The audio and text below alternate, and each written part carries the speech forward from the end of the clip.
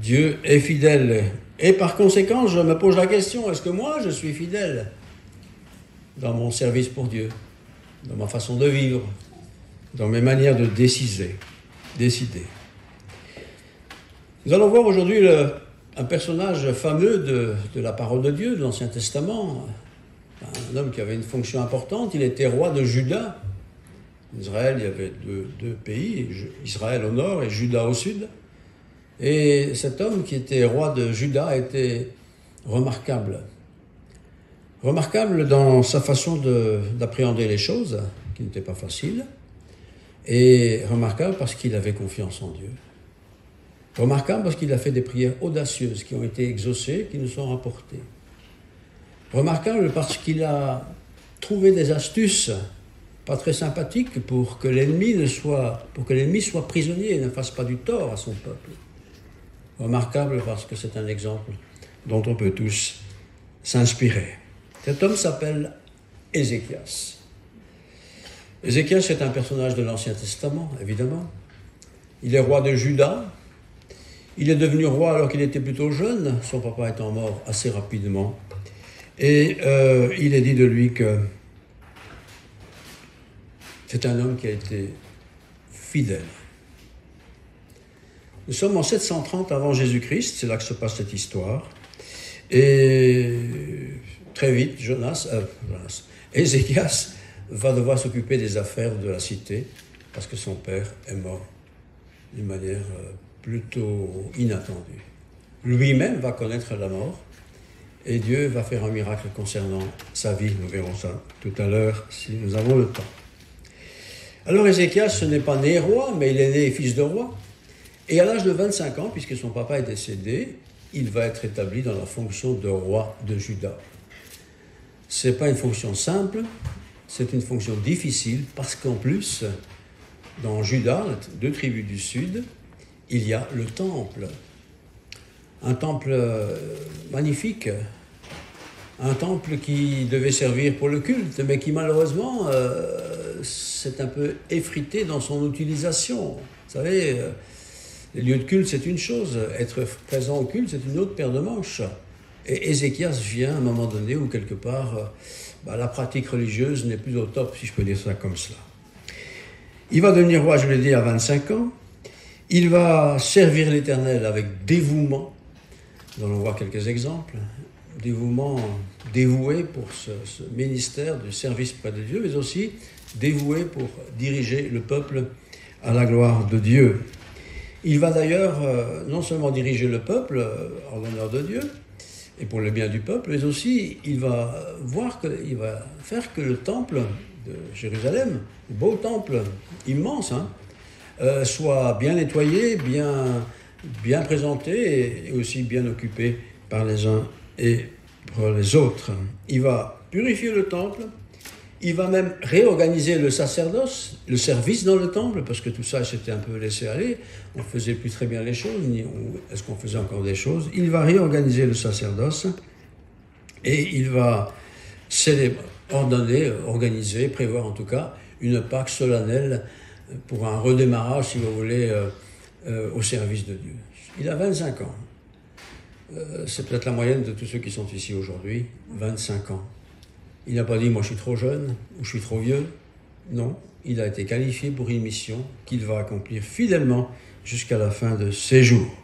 Rétablir le culte, purifier le temple, réorganiser le sacerdoce, c'est-à-dire remettre en fonction tous ceux qui ont des fonctions dans le temple, les lévites, les serviteurs, les prêtres, enfin tout ça, il va faire que ça refonctionne, il va redynamiser, si vous voulez, tout ce service du temple.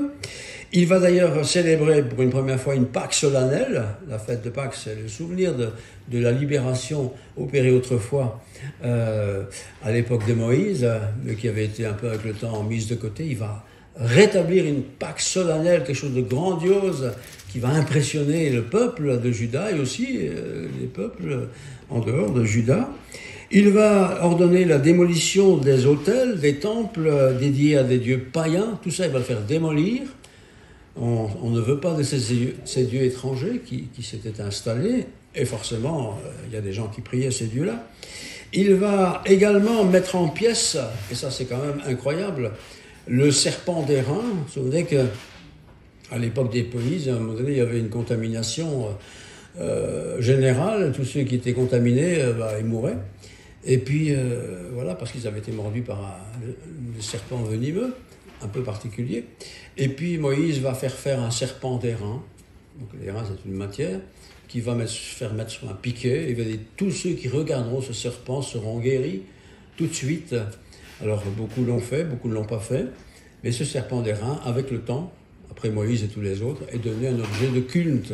On adorait presque cet objet de culte, ce serpent d'airain, comme s'il était encore efficace à cette époque-là. Non, c'était une fois, quand il y avait le serpent d'airain, puis c'était tout. Mais lui, il va faire démolir ce serpent d'airain. Il va, certainement qu'il y a des gens qui ne seront pas contents, mais il le fera parce qu'il voulait que le peuple adore le Dieu d'Israël, le Dieu, et pas des autres dieux, quels qu'ils soient. Et j'en profite pour dire que, attention à nos faux dieux. Des choses qu'on adore, parce que c'est la tradition, peut-être dans la famille, ou dans la tribu, ou dans le pays, ou dans l'église même. Attention à ces dieux qu'on adore plus que le Dieu de la Bible. Il va connaître la prospérité, et il va être d'ailleurs lui-même très apprécié par le peuple. Il a 25 ans. C'est un personnage fameux, que c'était Ézéchias. À sa mort d'ailleurs, tout Juda, et même tous ses habitants à Jérusalem lui feront un honneur très spécial à cet Ézéchias.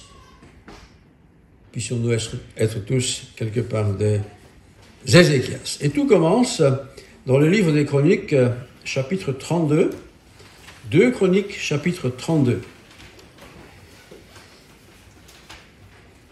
Ézéchias, qui est plutôt jeune, 25 ans, n'est pas trop bien vu par les autres nations. Les autres nations ont la critique facile contre ce jeune homme qui remplace son père, qui est décédé. Et quand on est jeune, on pense qu'on est idiot. Mais lui avait été choisi par Dieu, conduit par Dieu pour diriger ce pays de Juda. Mais les nations autour vont le critiquer, ce qui lui fera sûrement un peu de mal, mais ça ne l'impressionnera pas dans son service. Alors, 2 Chroniques, chapitre 32, versets 2 à 4, je vous lis. Ézéchias, voyant que Sansérib était venu et qu'il se proposait d'attaquer Jérusalem, Sansérib c'est un chef ennemi, qui avait toute son armée, qui va attaquer Juda, une petite nation, pas très importante, au niveau stratégique, Sansérib était bien plus fort que Juda. Donc Ézéchias, voyant que Sansérib était venu et qu'il se proposait d'attaquer Jérusalem, tint conseil avec ses chefs et ses hommes vaillants. On voit qu'Ézéchias n'est pas un fonceur tête baissée qui décide tout seul, il prend conseil, il tient conseil, il discute avec les chefs militaires, enfin tous les dirigeants qu'il y avait à l'époque. Ézéchias, donc 2 Chroniques, chapitre 32. Il tint conseil avec ses chefs et ses hommes vaillants, donc on suppose un peu des soldats, afin de boucher les sources d'eau qui étaient hors de la ville, et ils furent de son avis. L'eau est importante. Elle est importante dans tous les pays du monde, mais elle est particulièrement dans des pays où il fait chaud. Jérusalem est construite sur une colline. L'eau de la colline, certainement, trouvait sa source un peu plus bas. Les soldats qui étaient là avec leur armée, ils avaient de l'eau, ils avaient l'essentiel. Ils avaient sûrement du pain avec eux, ou ils en fabriquaient. Mais Ézéchias, sage et conduit par le Seigneur, a l'idée de couper les sources d'eau pour empêcher ce peuple, cette armée qui est là en bas, d'avoir de l'eau à boire. Et il ne va pas décider ça tout seul, il va prendre conseil. Verset 3, il tint conseil avec ses chefs et ses hommes vaillants, afin de boucher les sources d'eau qui étaient hors de la ville, et ils furent de son avis. Une foule de gens se rassemblèrent, et ils bouchèrent toutes les sources et le ruisseau qui coule au milieu de la contrée. Pourquoi, disait-il, les rois d'Assyrie trouvent-ils à leur arrivée des eaux en abondance, de l'eau en abondance? Quelle stratégie? 25 ans, tout juste responsable d'un pays, pas immense, mais un pays quand même. Une immense armée est là. Ils étaient bruyants, sans doute, ces soldats. Ils criaient beaucoup, ils priaient leur Dieu et tout leur saint et tout le reste. Mais Ézéchias ne se laisse pas impressionner. Néanmoins, il est chef d'État. Et il ne veut pas qu'on fasse du tort à son peuple. Et il ne faudrait pas du coup que l'ennemi lui-même coupe les sources d'eau. Il a été plus sage et plus avisé, plus rapide aussi. Il a fait boucher les sources d'eau pour l'armée qui était en bas, afin que ceux qui étaient à l'intérieur de Juda, donc à l'intérieur de l'enceinte, aient de l'eau à boire, ce qui est important, évidemment. Il était sage. Et au 32,4, il est dit, une foule de gens se rassemblèrent et ils bouchèrent les sources, toutes les sources d'eau qui coulent au milieu du peuple. Pourquoi, disait-il, les rois d'Assyrie trouveraient-ils à leur arrivée des eaux en abondance? Il est sage. C'est vrai que d'un côté, on pourrait se dire, mais c'est quand même cruel, ça, d'empêcher tous ces soldats qui sont des soldats. C'est cruel de les priver de ce qui était essentiel, de l'eau. Mais lui, ce qui était essentiel, c'était de sauvegarder ce peuple. Ce peuple n'a rien demandé. Il n'a rien fait envers ce peuple qui est venu les assaillir. Et il voulait les protéger. Ézéchias, verset 5, prit courage. Il reconstruit les murailles qui étaient en ruine et l'éleva jusqu'au tour, bâtit un autre mur en dehors, fortifia Milo dans la cité de David et prépara une quantité d'armes et de boucliers. Un homme sage, 25 ans, je le répète, capable de motiver tout un peuple, capable d'encourager tout un peuple à faire tous ses travaux. Non seulement les travaux de maçonnerie, de briques et tout ça, mais aussi des armes pour pouvoir se protéger et se défendre devant cet immense ennemi qui vient faire la guerre sans raison. Sans raison. Ézéchias prend courage, verset 6. Il donna des chefs militaires au peuple et les réunit auprès de lui sur la place de la porte de la ville. S'adressant à leur cœur, il dit. Et on voit ici que ce jeune homme qui a 25 ans parle au cœur des gens, au cœur de ces soldats. Il ne parle pas comme un militaire à leur intelligence, il parle au cœur, à l'âme. Et il leur dit, fortifiez-vous, mais mettons bien à leur place. Eux, ils voient cette immense armée là, qui fait beaucoup de bruit sûrement. Ils ont des équipements modernes pour l'époque. Que peut faire un peuple sans armes devant cette masse de puissance? Et il encourage son peuple. Fortifiez-vous, prenez courage, ne craignez point et ne soyez pas effrayés devant le roi d'Assyrie et devant toute la multitude qui est avec lui. Car avec nous, il y a plus qu'avec lui. Avec lui est un bras de chair, et avec nous, l'Éternel notre Dieu, qui nous aidera, qui combattra pour nous. Le peuple eut confiance dans les paroles d'Ézéchias, roi de Juda. Voyez, c'est un beau texte, mais en même temps c'est un jeune qui est remarquable de foi. On aurait pu lui dire, mais t'es un petit jeune, là, qu'est-ce que tu connais la vie, qu'est-ce que tu sais, tu connais rien? Pas d'importance. Il est oint par Dieu, il est à sa place. Il voit l'ennemi comme les autres. Il peut juger de la force de l'ennemi comme les autres. Mais il n'est pas impressionné par cet ennemi. Il a confiance en Dieu. Un bras de chair est avec nous. C'est l'Éternel notre Dieu. C'est pas une armée, c'est pas des armes. C'est l'Éternel notre Dieu. Et je vais dire, le rapport est vite fait avec ce qui nous occupe tous en ce moment, cette pandémie. Voilà, des gens cherchent, ils essaient de trouver des solutions, des moyens de guérison, d'empêcher. Enfin, ils connaissent tout ça, comme vous le savez comme moi. Et on a l'impression qu'on n'avance pas trop, quoi. Mais nous, chrétiens, oui, nous avons aussi cet ennemi de la pandémie qui est à notre porte. Certains en sont victimes, d'ailleurs. Mais notre confiance n'est pas trop dans la sagesse des hommes, parce qu'on voit bien qu'on n'avance pas beaucoup. Notre confiance est dans le Seigneur. Il faut, et nous le prions, que cette pandémie s'arrête, que nous retrouvions paix et sécurité, mais aussi, surtout, que le monde retourne vers Dieu, que les croyants se mettent à recroire en leur Dieu, c'est-à-dire en notre Dieu, le seul vivant, que les chrétiens, se ressaisissent et arrêtent de chipoter, de se lamenter, d'être si peu engagés dans leur foi. C'est ce qu'il dit, ce jeune de 25 ans, à son peuple. Allons-y! Pourtant, quand il regardait tous ses ennemis du haut de leur muraille, ils ont dit, comment peut-on faire pour être débarrassé de cette puissance. Comment peut-on faire pour être débarrassé de cette pandémie? Verset 8. Avec lui un bras de chair et avec nous l'Éternel notre Dieu, qui nous aidera, qui combattra pour nous. Le peuple eut confiance dans les paroles d'Ézéchias, roi de Juda. Il a 25 ans, 6 ans peut-être là. Mais ils ont confiance, parce qu'il est guidé, éclairé par le Saint-Esprit. Et je me suis dit, en préparant ce message cette semaine, je me dis, mais oui, les scientifiques font des recherches, ils sont fameux, ils se cassent la tête, ils travaillent certainement nuit et jour pour trouver des solutions contre cette pandémie. Mais avez-vous une fois entendu quelqu'un dire, en tant que médecin, chercheur, politicien, nous allons prier? Avez-vous une fois entendu une chose pareille? Non! Oui, mettez votre masque, c'est bien. Prenez soin à distance et tout ça. Oui, tout ça, c'est juste. Mais si on se mettait à prier tous ensemble, si notre Belgique, le Grand-Duché, la France, l'Europe, le monde se mettaient à prier Dieu, voyez, au lieu de se disputer et discuter sur des queues de cerises, peut-être les choses seraient différentes. Est-ce que Dieu n'attend pas justement que le monde se réveille un peu, se ressaisisse et se mette à genoux et prie le Seigneur? En tout cas, lui, c'est ce qu'il fait. Ézéchias, le chef. Et parce que c'est le chef qui le fait, le peuple le soutient en faisant la même chose. Oui, les chefs de nos pays devraient peut-être montrer l'exemple de la prière. Je pense que parmi tous les chefs, il y a des gens qui sont très croyants, mais on ne le dit pas, parce que ça ne se fait pas.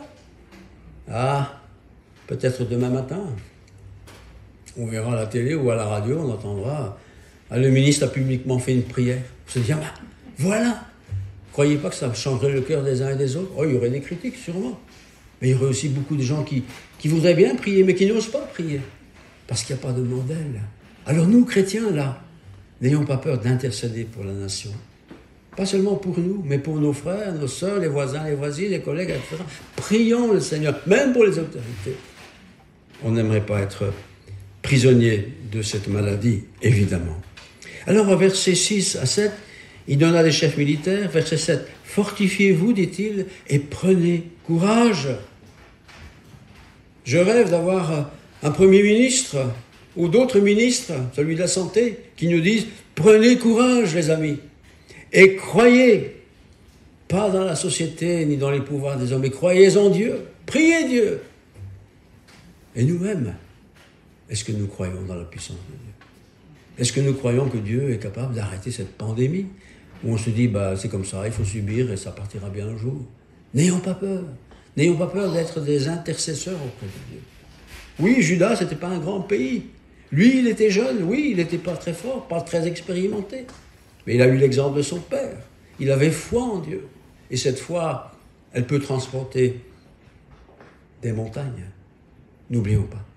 Alors nous, chrétiens, ne nous lamentons pas comme les autres qui n'ont pas d'espérance. Mais prions avec audace le Seigneur. Seigneur, s'il te plaît, pas guéris-moi, moi tout seul, mais guéris notre nation, les nations. Parce que le monde entier est concerné par cette pandémie. Oh, si les gens pouvaient s'arrêter. Et je vois que les églises ne sont pas pleines. Nulle part. Elles ne sont pas pleines. Il y a peu de gens croyants. Il y a peut-être des gens croyants, mais qui ne sont pas très pratiquants. Vous voyez? Ah, s'ils pouvaient se ressaisir et se remettre à prier. Mais qui osera le faire? Alors, verset 8.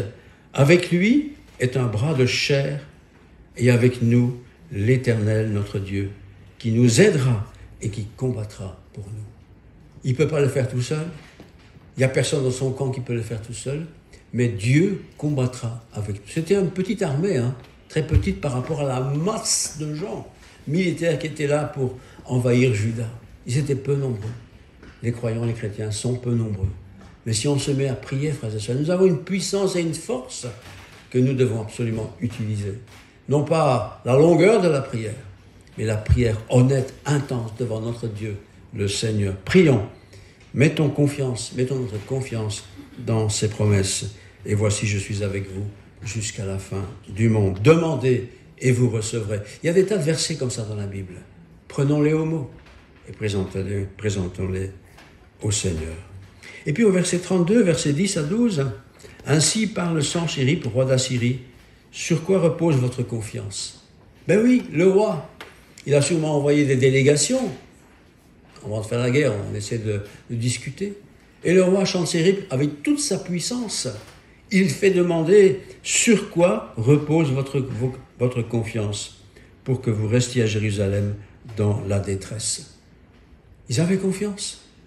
Ils avaient appris du père, des grands-pères, des autres peut-être, qu'il faut avoir confiance en Dieu. Mais parfois cette confiance a été abîmée, souillée, abandonnée peut-être même par les circonstances de la vie. Mais l'ennemi qui a confiance dans ces dieux, voit bien que ce peuple a confiance dans le Dieu. Oui, nous chrétiens, est-ce que nous manifestons notre confiance dans le Dieu, Créateur, Seigneur et Sauveur? Ézéchias, disent-ils, les ennemis, ne vous abuse-t-il pas pour vous livrer à la mort par la famine et par la soif, quand il dit « L'Éternel notre Dieu nous sauvera de la main du roi d'Assyrie ». On peut avoir toutes sortes de commentaires sur la pandémie, mais ce qui devrait être remarqué chez nous, ce n'est pas notre zèle pour tel et tel masque, mais notre zèle à prier le Seigneur et avoir confiance que le Seigneur nous protégera et restaurera les nations et les sauvera de la mort. Prions cela, frères et sœurs. Je m'encourage, je vous encourage à le faire. Soyons audacieux dans notre prière avec le Seigneur. Nous ne voulons pas la mort des autres. Nous voulons qu'ils vivent. Nous voulons que nos voisins soient guéris. Nous voulons que nos enfants soient guéris, que les parents soient guéris. Nous voulons tout ça. Oui, prions. Et disons-le que nous avons prié. Mettons quelque part à l'épreuve notre Dieu. Quand on parle de lui, que nous puissions dire, voilà, j'ai prié le Seigneur et il m'a exaucé.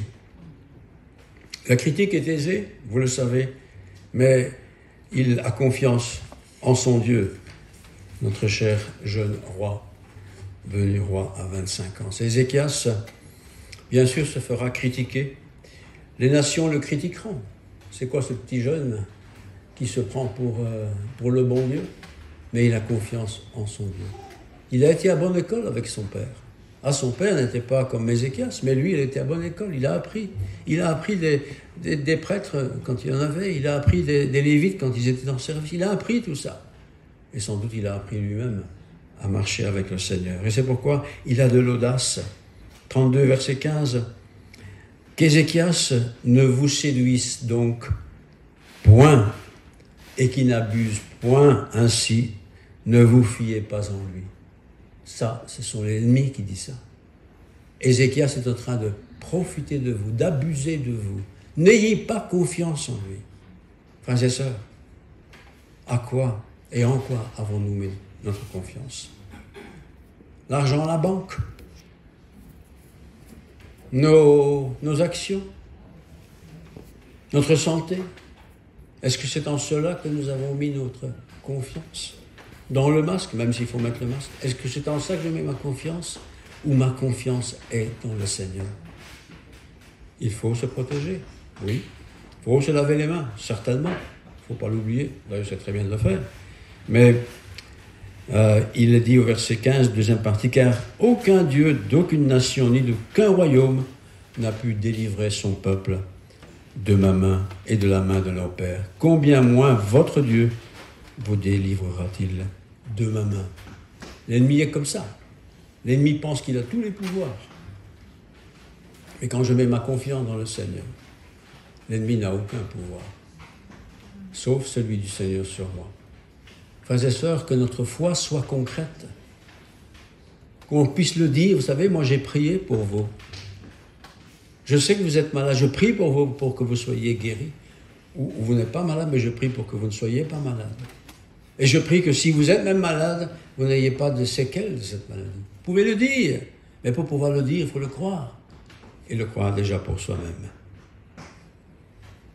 Les serviteurs de Sennacherib parlèrent encore contre l'Éternel Dieu. En parlant contre ce jeune homme, ce jeune roi, en fait, ils parlaient contre Dieu. Quand les gens se moquent de nous, c'est pas grave. Mais en se moquant de nous, ils se moquent de Dieu. Ça, c'est grave.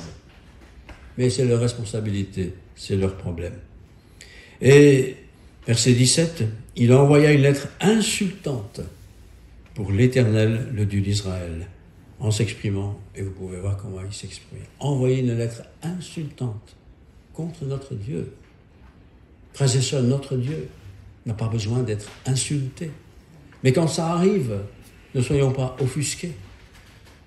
Quand on insiste, ou quand on entend des gens insulter ceux qui ont la foi, j'imagine encore, imaginez, si un des ministres demain à la télévision racontait qu'il avait prié pour que la maladie disparaisse, je suis sûr que toute la presse du pays écrirait de longs articles sur la folie de ce ministre, parce qu'il a osé dire qu'il avait foi en Dieu. Oui, mais quelle serait aussi sa bénédiction qu'il recevrait de la part du Seigneur, d'avoir osé témoigner. Et c'est vrai pour nous, à notre niveau.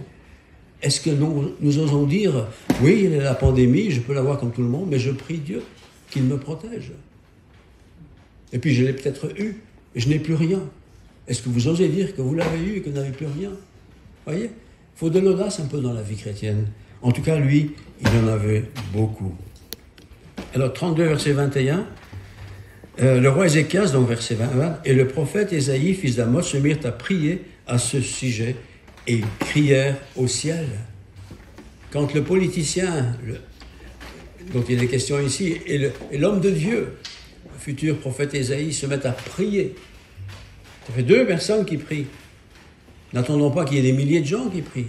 Mais nous, dans notre foyer, nous pouvons déjà prier.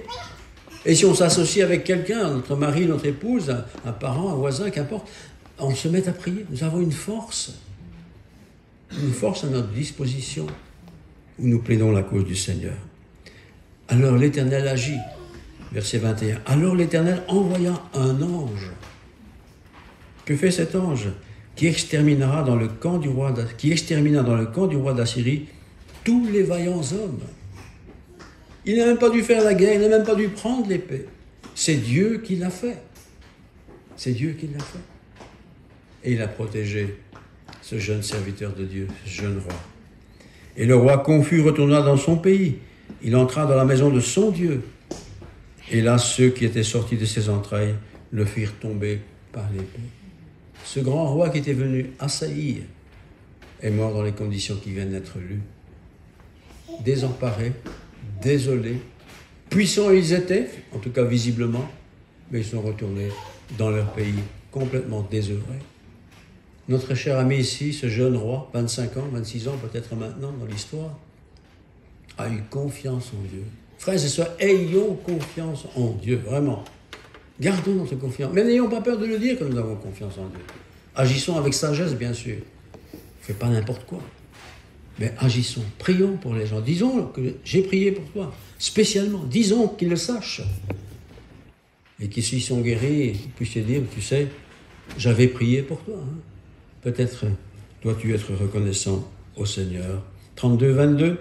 Ainsi l'Éternel sauva Ézéchias et les habitants de Jérusalem de la main de Sanchérib. En fait, Ézéchias n'a rien fait. Il a laissé faire le Seigneur. Le Seigneur est tout-puissant, s'il le voulait, pour ôter de nos pays, du monde, ce virus qui nous casse les pieds à tous. Dieu peut le faire.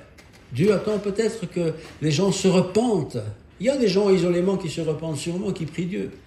Mais si ça pouvait être massif, si les autorités, et les autorités religieuses, osaient dire qu'ils croient en Dieu, qu'ils croient dans la grâce de Dieu. Mais qui va oser aujourd'hui? Oui, il y a des pays où on peut parler comme ça. Chez nous, à la messe du dimanche peut-être, et encore, on n'ose pas trop. Donc, verset 22, « Ainsi l'Éternel sauva Ézéchias et les habitants de Jérusalem de la main de Sanchérib roi d'Assyrie et de la main de tous. Et il les protégea contre ceux qui les entouraient. » Nous avons besoin de la protection de Dieu. L'ange de l'Éternel campe autour de ceux qui l'aiment. Moi, j'aime Dieu. Et le Seigneur campe autour de chez moi. Je ne suis pas parfait, pas plus que vous savez. Mais je sais qu'il est là.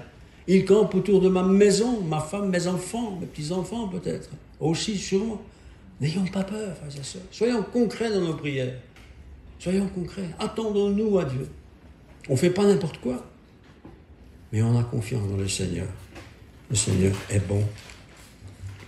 Alors au verset 32, verset 24, vous pouvez lire tout ça en détail à la maison, bien entendu. En ce temps-là, Ézéchias fut malade. Cet homme de Dieu remarquable, et on peut dire que son histoire est remarquable, a lui-même connu la maladie. En ce temps-là, Ézéchias fut malade à la mort. On ne sait pas quelle maladie il avait trop, mais il est malade à la mort. On va se dire, mais Dieu n'est pas sympa là. Il a fait confiance. Tu l'as libéré ainsi que le peuple. L'ennemi a été perdu. Il est retourné chez eux. Et le voilà malade. Ben oui, il est malade. Comme ça peut nous arriver d'être malade. Et il fit une prière à l'Éternel. Et là, je trouve que cette prière, il faut mettre une petite croix dans votre Bible. Hein. Elle est remarquable. Elle est remarquable de simplicité. Elle est pleine d'émotion, mais elle est pleine de vérité. Il fit une prière à l'Éternel, et l'Éternel lui adressa la parole et lui accorda un prodige. Quelle est cette prière? Il n'a pas prié qu'un jour. Hein. Il ne s'est pas flagellé, il ne s'est pas... il n'a pas fait des tours de quelque chose. Non, il a fait cette prière toute simple. Il était simple, ce monsieur, Ézéchias. Mais Ézéchias ne répondit point au bienfait qu'il avait reçu. Son cœur s'éleva et la colère de l'Éternel fut sur Juda et sur Jérusalem. Voyez, cet homme remarquable s'est laissé avoir par l'orgueil. Parce qu'en fin de compte, il a dit, si tout ça est arrivé, c'était positif, c'est à cause de moi. Et ça ne va pas. Si le Seigneur nous utilise, frères et sœurs, pour une bonne chose, et que la chose se réalise et qu'elle est bonne, on pourrait se dire, ben voilà, c'est à cause de moi. Soyons humbles, c'est à cause de Dieu. Si Dieu m'a utilisé, ben qu'il soit glorifié, mais pas moi. Voyez, c'est terrible. Ézéchias ne répondit point au bienfait qu'il avait reçu. Pourtant, il a fait des bonnes choses. Mais il s'est pris la tête. Et ça, c'est pas bien. Et son cœur s'éleva. Et la colère de Dieu fut sur lui. Alors Ézéchias, verset 26, du sein de son orgueil. Voyez, malgré qu'il a fait tout ça, il est orgueilleux comme nous le sommes facilement aussi, n'est-ce pas? Du sein de son orgueil, s'humilia avec les habitants de Jérusalem. Et la colère de l'Éternel ne vint pas sur eux pendant la vie d'Ézéchias. Avec s'humilier, c'est reconnaître qu'on s'est pris la tête, quoi. Et parfois, on se prend la tête. Ah, wow, Seigneur, qu'est-ce que j'ai fait? Ah. Le Seigneur ne supporte pas ça. Je t'ai béni. Tu as été sauvé, tu n'as même pas dû faire la guerre. Le peuple est parti sans que tu fasses la guerre. Et maintenant, tu te prends la tête comme si c'était toi qui l'avais fait. Tu n'as rien fait. Si la pandémie partait du monde, on n'allait pas se prendre la tête, on disait j'ai prié. Et à cause de ma prière, le Seigneur a entendu. Oui, il entend. Mais ne nous prenons pas la tête. C'est le Seigneur qui fait des grandes choses. Et lui seul, d'ailleurs. Alors, j'aimerais terminer, si vous le permettez, par une courte lecture dans 2 Timothée 2,13. 2 Timothée 2,13. Il est dit ceci. Si nous sommes infidèles, il demeure fidèle, car il ne peut se renier lui-même. Frères et sœurs, si même j'ai été infidèle, ne nous décourageons pas. Le Seigneur demeure fidèle. Et quand je lis ce texte, par exemple, je le relis, si nous sommes infidèles, voilà, dans la foi, dans la marche avec Dieu, toutes ces choses-là, Dieu demeure fidèle. Et ses promesses qu'il a faites sont toujours valables pour chacun de nous. Il ne peut se renier lui-même. Donc ces promesses sont pour nous, pour toutes les générations, hommes et femmes, toute culture, toute langue, toute confession. Croyons dans le Seigneur. Marchons dans les voies du Seigneur. Je termine. Ne recherchons pas les moyens que le monde recherche pour s'en sortir. Ça ne sert à rien de partir en vacances à Tombouctou en pensant que quand je reviendrai, il n'y aurait plus rien. Ça ne sert à rien. Vous pouvez y aller, mais ça ne sert à rien. Ce qui compte, c'est la foi dans l'œuvre du Seigneur. Seigneur, protège ma femme. S'il te plaît, protège mon mari. S'il te plaît, protège mes enfants. S'il te plaît, protège-moi. Je marche dans tes voies. Garde-moi. Mais je ne suis pas idiot, je ne fais pas n'importe quoi. Je fais attention. Je respecte ce que le monde scientifique nous dit de respecter. Et pour le reste, tout est grâce de Dieu. Et quand je passe à travers, n'oublions pas de lui dire merci. Merci Seigneur. Qu'aujourd'hui je suis en bonne santé. Demain c'est un autre jour. Mais aujourd'hui je suis bien. Merci. Soyons reconnaissants Seigneur. Bénissons le Seigneur. Prions pour les autorités. C'est pas facile. Ils n'ont pas facile du tout. Ils ne savent pas trop. Mais ils font ce qu'ils peuvent. Soyez certains de ça. C'est pas facile pour le monde médical. Vous le savez comme moi. Ils font ce qu'ils peuvent. Si je ne suis pas malade, peut-être j'ai été attentif, j'ai fait attention. Mais peut-être malgré tout ça, je serai malade. Ayons confiance dans le Seigneur. Que le Seigneur nous garde, nous protège. Et s'il me protège, disons-lui merci. Merci Seigneur de ce que tu m'as protégé jusqu'à aujourd'hui. Prions pour notre pays, nos pays.